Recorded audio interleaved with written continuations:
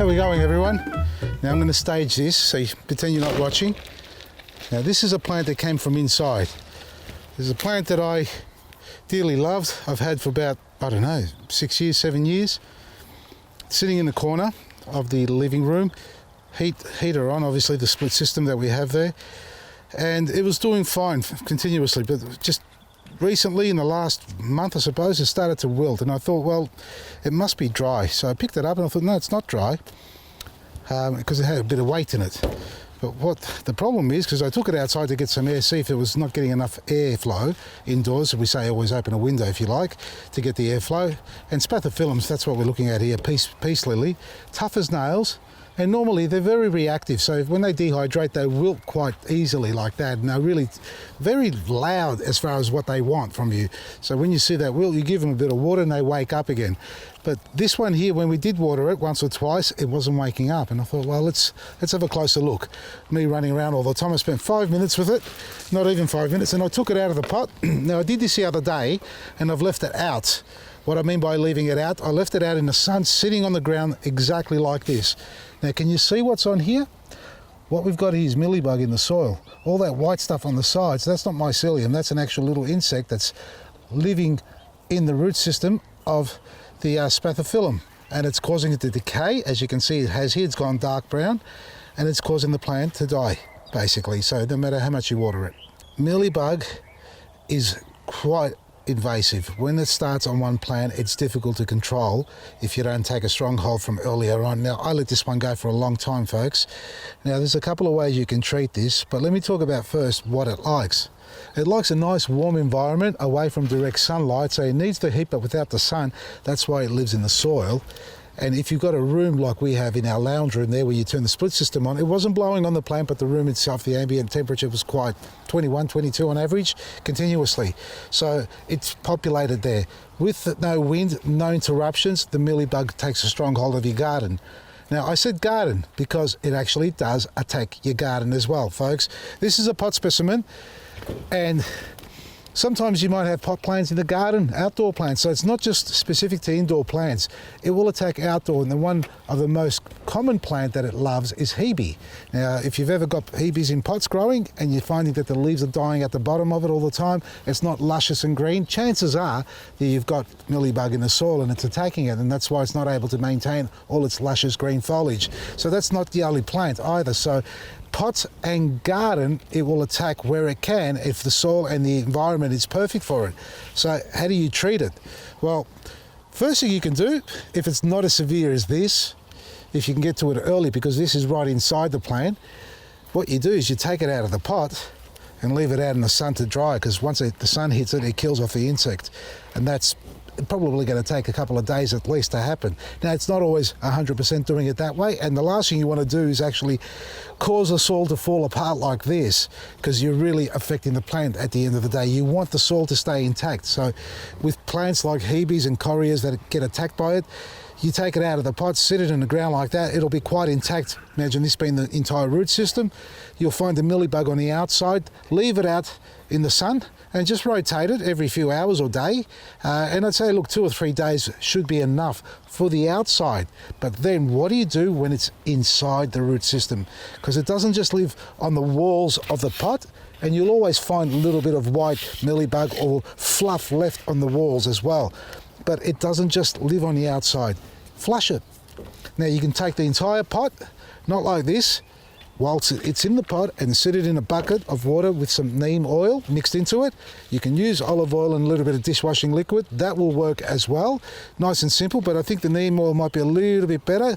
Put a couple of drops of dishwashing liquid as well. So this needs to be flushed and then repotted. Well, I've gone with the olive oil and soap, which is a teaspoon of each. I've made a smaller amount here because I'm only making 200 mils of this stuff. Now, the soap I'm using is earth-friendly, dishwashing liquid that is, or otherwise get your neem oil, go to your local garden centre and get some of that stuff. I haven't got any, I thought I did, but I've got my alternative. Now, I'm just going to place it in here, and the idea of this is basically to completely cover the entire root system, and if you had the soil on it as well. You can do it like this with the soil, but I'd leave it in the pot and make sure it actually absorbs right through to the center of it. And that way you're coating it and you're suffocating and dehydrating the insect. It shouldn't affect the plant one iota, folks. We can spray the oil and soap on top of the plant so we can put it on the root system as well. It's going to be a lot better at the end of the day. So I'm just going to leave it in there for a little bit longer. That'll help hydrate the plant as well. Now I've washed my pot. I'm just going to repot it. Nice and simple. And what I'm using here is just our new potting mix. We haven't released it yet, folks. Stay tuned for that. I've been trialling it with all sorts of plants. Now, ideally I'd like to cut some of those off, the roots, but you can see it's almost aggregating. Somehow it's trying to survive. It's holding on to some of the soil and the bark that was in the pot. But we're just going to pot it up like this and carefully, not squash the roots. I'm going to dig a deep hole and sink it down in below like that. I'm suspending it in the air while I add some more soil. I should have brought the soil up here. Doesn't matter. Like that. Shake, shake, shake, shake. You want to fill all the air pockets in it. Not by pressing down without filling the air pockets, you're going to cause more damage to the plant than it's worth. What I'm looking for is a little bamboo stick. Here we are, found one. I know I've got something and almost everything everywhere.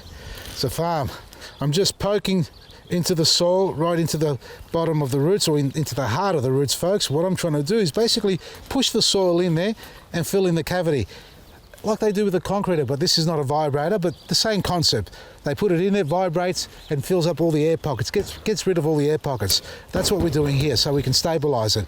It's already sitting up. I haven't pressed the soil down at all. It's sitting up. You can see it's a little bit wobbly because the top is soft still. I'm talking greenish at the moment. Get used to it. All right, just a little bit more soil for our planting. And then we're just going to hydrate it, but I'm actually going to water this into so I can get some of that into the fresh soil that we got in there, or planting or potting mix in this case. Just let it settle. That's it. There is a little bit of bark in this soil, folks, and that's going to be unstable. We might have to tie that up until it settles. We're going to come back and monitor this and see how it performs. Now, spathiphyllums are tough as nails. I mean, we've already got a pup appearing here. Look at that. There's a little pup there. That's where you go, a baby shoot that's come up. So, you know, at the end of the day, if these two mother and father plants don't survive, the pup will take over. There we are. And just a little press now after we've filled. Now, once you've repotted it, if you're finding the plant is still unstable and wobbly, just get a little bamboo stick or similar. And you don't have to tie it to the plant like here, like in this case here. What I'm doing, I'm just sitting there, holding it upright because it's got a tendency to lean that way. And then you've got to put it somewhere it's protected, not too hot, so it doesn't become too soft. I think that'll come good. We'll come back and see that in a few days and see how we're going. And I think the perfect spot will be right next to the big malaccas, hey? What do you reckon? I think we got rid of the mealy bug, so it shouldn't spread anywhere. It's nice and warm in here during the nights, and we open the door during the day's times. And these here I'm going to cut off, folks. I haven't got my scissors here. I'm not going to use my secateurs. Chickamassa Japanese scissors if you like, or just a household kitchen scissors. We'll clean that up nice and neatly, so you can get rid of those. But for now, I'm just going to leave it like that. Keep it nice and warm. It's got its water. It's been flushed, and hopefully it comes good. I'm sure it will. There you go, folks. It's not only just about vegetables with me and fruit. I do love my indoor plants, especially. Now, you can check our website out, folks. We have got Taylor's Hill up and running, and I can see many of you already been shopping online for click and collect.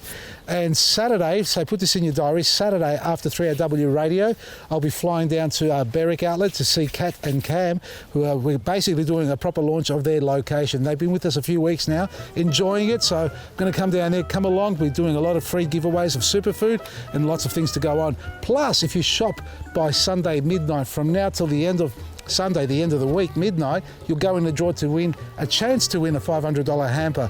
We're doing that quite regularly, folks. Our last winner was very excited about it, so hopefully one of you guys get a chance to win. I'm sure one of you will win.